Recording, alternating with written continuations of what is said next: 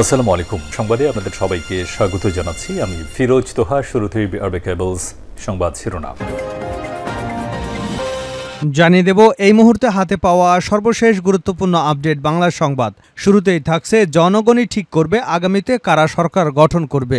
এমনটাই বলেছেন বিএনপির ভারপ্রাপ্ত চেয়ারম্যান তারেক রহমান। তিনি বলেন, স্বৈরাচারের পতন গণতন্ত্রকামী জনগণের দীর্ঘ আন্দোলনের বিজয়।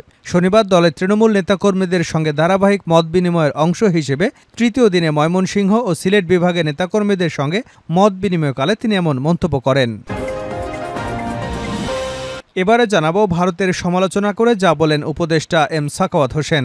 ভারত পানি ছেড়ে দেবার আগে বাংলাদেশকে সতর্ক করলে ক্ষতির পরিমাণ কম হতো বলে মন্তব্য করেছেন বস্ত্র ও পাট উপদেষ্টা ব্রিগেডিয়ার জেনারেল অবসরপ্রাপ্ত এম সাখাওয়াত হোসেন।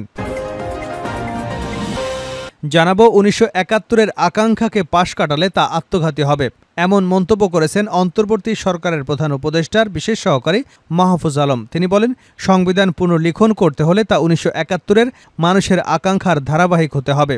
বৈষম্য বিরোধী ছাত্র আন্দোলনে লিয়াজো কমিটির সাবেক এই সমন্বয়ক মাহফুজ আলম বলেন, অনেকেই আছেন যারা ১৯৭১-এর আকাঙ্ক্ষাকে পাশ কাটিয়ে যেতে চাইছেন। সেটা করা যাবে না। ১৯৭১-কে পাশ কাটিয়ে এগোতে চাইলে তা আত্মঘাতী হবে। তিনি বলেন, ১৯৭১ সালে মানুষের আকাঙ্ক্ষার সঙ্গে এখনকার মানুষের আকাঙ্ক্ষাকে যুক্ত করতে হবে। এটা শুধু রাজনৈতিক দলের বিষয় নয়, সমাজের বিভিন্ন শ্রেণীর মানুষের কথা শুনতে হবে।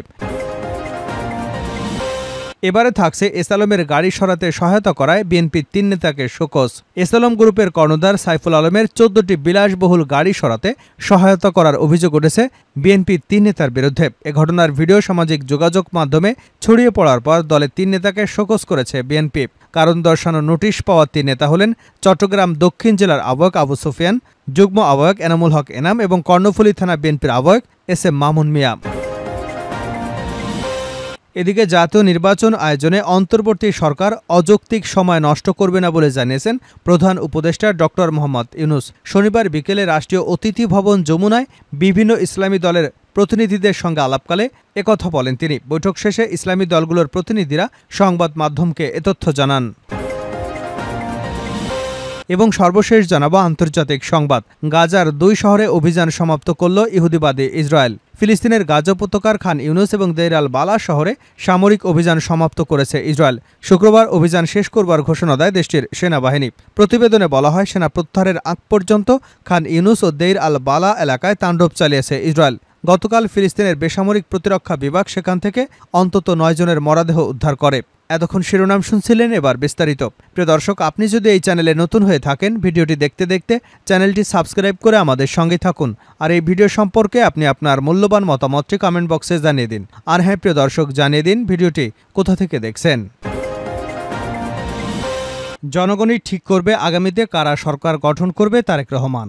বিএনপির ভারপ্রাপ্ত চেয়ারম্যান তারেক রহমান বলেছেন, বাংলাদেশের জনগণই ঠিক করবে আগামীতে কারা রাষ্ট্র ক্ষমতায় গিয়ে সরকার গঠন করবে। তিনি বলেন, স্বৈরাচার পতন গণতন্ত্রকামী জনগণের দীর্ঘ আন্দোলনের বিজয়।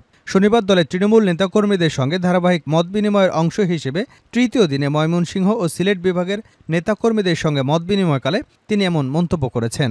দলের নেতাকর্মীদের সতর্ক করে তারেক রহমান বলেন, নিকট অতীতে স্বৈরাচার ছিল দৃশ্যমান গণনিপীড়নকারী, আর এখন স্বৈরাচারের দোসরা অদৃশ্য শক্তিতে জনতার বিজয়কে প্রশ্নবিদ্ধ করবার ষড়যন্ত্র চালিয়ে যাচ্ছে। দৃশ্যমান প্রতিপক্ষের চাইতে অদৃশ্য শত্রু অনেক বেশি ভয়ঙ্কর। তিনি বলেন, দৃশ্যমান প্রতিপক্ষকে আমরা চিনি, তাদের আক্রমণের ধরন আমাদের পরিচিত, কিন্তু অদৃশ্য শত্রুরা অচেনা, আর তারা আছে সর্বত্র। তাদের অবস্থান অন্ধকারে, আর তাদের কৌশল চোরাগোপ্তা। এই ষড়যন্ত্র মোকাবেলায় তৃণমূল নেতাকর্মীদের সার্বক্ষণিক সতর্ক থাকার নির্দেশনা দেন তারেক রহমান। তৃণমূল নেতাকর্মীরা সতর্ক নজরদারি রাখলে কোনো ষড়যন্ত্রকারী দলের সুনাম ক্ষুণ্ণ করতে পারবে না বলেও আশাবাদ ব্যক্ত করেন তারেক রহমান। ভারতের সমালোচনা করে যা বলেন উপদেষ্টা সাখাওয়াত হোসেন। ভারত পানি ছেড়ে দেবার আগে বাংলাদেশকে সতর্ক করলে ক্ষতি কম হতো বলে মন্তব্য করেছেন বস্ত্র ও পাট উপদেষ্টা ব্রিগেডিয়ার জেনারেল অবসরপ্রাপ্ত এম সাখাওয়াত হোসেন। শনিবার বিকেলে কুমিল্লার বুড়িচং উপজেলা মডেল মসজিদ এলাকায় বন্যা দুর্গতদের জন্য সেনাবাহিনীর মেডিকেল ক্যাম্পে চিকিৎসা সেবা এবং ঔষধ প্রদান কর্মসূচি পরিদর্শনে গিয়ে একথা বলেন উপদেষ্টা এম সাখাওয়াত হোসেন বলেন, এ সময় বন্যার জন্য আমরা প্রস্তুত ছিলাম না। এ সময় সাধারণত বন্যা হয় না, আমাদের পাশে দেশ কোনো সতর্ক করেনি, হঠাৎ করে পানি ছেড়ে দিয়েছে।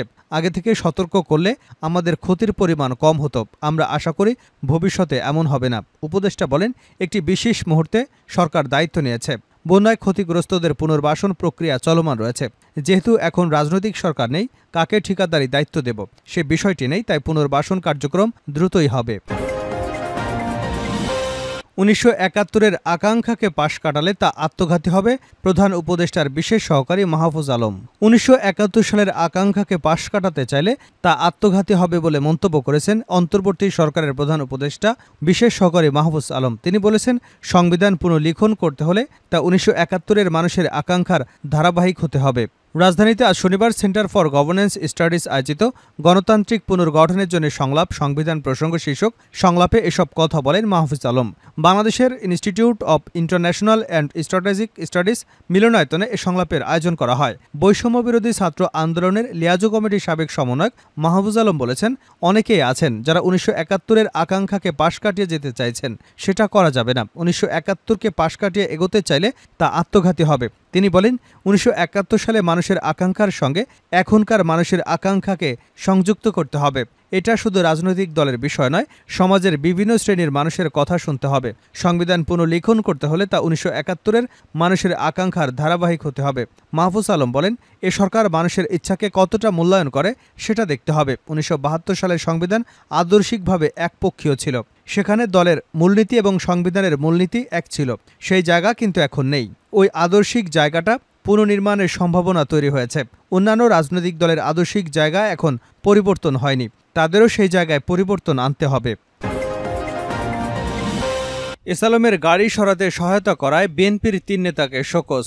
এসালম গ্রুপের কর্ণধার সাইফুল আলমের ১৪টি বিলাসবহুল গাড়ি সরাতে সহায়তা করার অভিযোগ উঠেছে ৩ বিএনপি নেতার বিরুদ্ধে। সেই ঘটনার ভিডিও সামাজিক যোগাযোগ মাধ্যমে ছড়িয়ে পড়ার পর দলের ৩ নেতাকে শোকজ করেছে বিএনপি। কারণ দর্শানো নোটিশ পাওয়া নেতারা হলেন চট্টগ্রাম দক্ষিণ জেলা আহ্বায়ক আবু সুফিয়ান, যুগ্ম আহ্বায়ক এনামুল হক এনাম এবং কর্ণফুলী থানা বিএনপির আহ্বায়ক এস.এম. মামুন মিয়া। বিএনপির চট্টগ্রাম বিভাগের দায়িত্বপ্রাপ্ত কেন্দ্রীয় কমিটির সাংগঠনিক সম্পাদক মাহবুবুর রহমান শামীম গণমাধ্যমকে জানান, ২৪ ঘন্টার মধ্যে ওই ৩ নেতাকে কারণ দর্শাতে বলা হয়েছে। জানা গেছে, বৃহস্পতিবার মধ্যরাতে কর্ণফুলী থানাধীন মৈজারটেক এলাকার ওই কারখানা থেকে এই গাড়িগুলো সরিয়ে নেওয়া হয়। এসালমের সম্পদ কাউকে না কেনার এবং তাতে হাত না দেবার ঘোষণা সরকারের তরফ থেকে আসার পর অস্থাবর সম্পদ এভাবে সরিয়ে ফেলা হয়। গাড়ি সরানোর সময় চট্টগ্রাম দক্ষিণ জেলা বিএনপির সিনিয়র যুগ্ম সম্পাদক এনামুল হক এনাম, কর্ণফুলী থানা বিএনপির আহ্বায়ক এস.এম. মামুন মিয়া, দক্ষিণ জেলা বিএনপির আহ্বায়ক আবু সুফিয়ানের গাড়ি চালক সহ বিএনপির বেশ কিছু নেতাকর্মী উপস্থিত ছিলেন বলে জানা গেছে। ভাইরাল হওয়া একটি ভিডিও ফুটেজে রাতের আধারে কারখানা থেকে একের পর এক বেশ কয়েকটি গাড়ি বের হতে দেখা যায় এবং এনাম ও মামুনের উপস্থিতি দেখা গেছে। কর্ণফুলী থানা এলাকার বাসিন্দা ও প্রত্যক্ষদর্শী সূত্রে রাত ১টার পর মজ্জারটেক এলাকায় অবস্থিত এসালমের কোল্ড স্টোরেজ স্টিল কারখানার ভেতর থেকে গাড়িগুলো বের করা হয়। এর মধ্যে মার্সিডিজ, বিএমডব্লিউ গাড়িগুলো রয়েছে। গাড়িগুলো বের হবার পর দ্রুত নতুন ব্রিজ পার হয়ে বদ্দারহাট ফ্লাইওভার হয়ে চলে যায়। কয়েকজন এসব গাড়ির পিছু নিলেও দ্রুত চালানোর কারণে বদ্দারহাট ফ্লাইওভার থেকে তারা বিচ্ছিন্ন হয়ে যান। গাড়ি বের হবার সময় তারা কারখানার সামনে এনাম, মামুন মিয়া এবং আবু সুফিয়ানের গাড়ি চালক লিপুকেও দেখতে পান। ভিডিও ফুটেজে তাদের ছবি দেখা যায়। শেষ করছে আন্তর্জাতিক সংবাদ দিয়ে।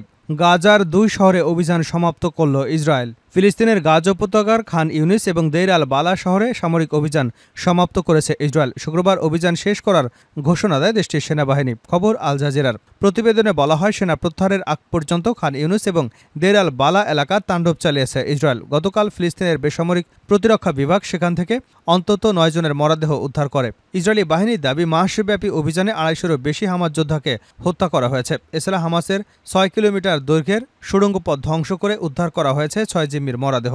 ইসরায়েলি সামরিক বাহিনী জানায়, দক্ষিণ গাজা উপত্যকায় যেসব ফিলিস্তিনিকে শহর ছাড়তে বলা হয়েছিল তারা এখন ফিরতে পারবেন। এর মধ্য দিয়ে খান ইউনুস এবং দেইর আল বালায় আবারও নিরাপদ মানবিক অঞ্চলে পরিণত হল। খান ইউনুস এবং দেইর আল বালা থেকে প্রত্যাহার করে নেওয়া সেনারা এবার গাজা উপত্যকার অন্য এলাকায় অভিযানে অংশ নেবার প্রস্তুতি নিচ্ছে। গাজার স্বাস্থ্য মন্ত্রণালয় তথ্য মতে গাজায় গত 10 মাস ধরে চলমান যুদ্ধে 40,000-এরও বেশি মানুষ নিহত হয়েছেন, আহত হয়েছেন 98,000-এরও বেশি মানুষ। তবে এর মধ্যে কতজন বেসামরিক মানুষ আর কতজন যোদ্ধা তা নিশ্চিত হওয়া যায়নি।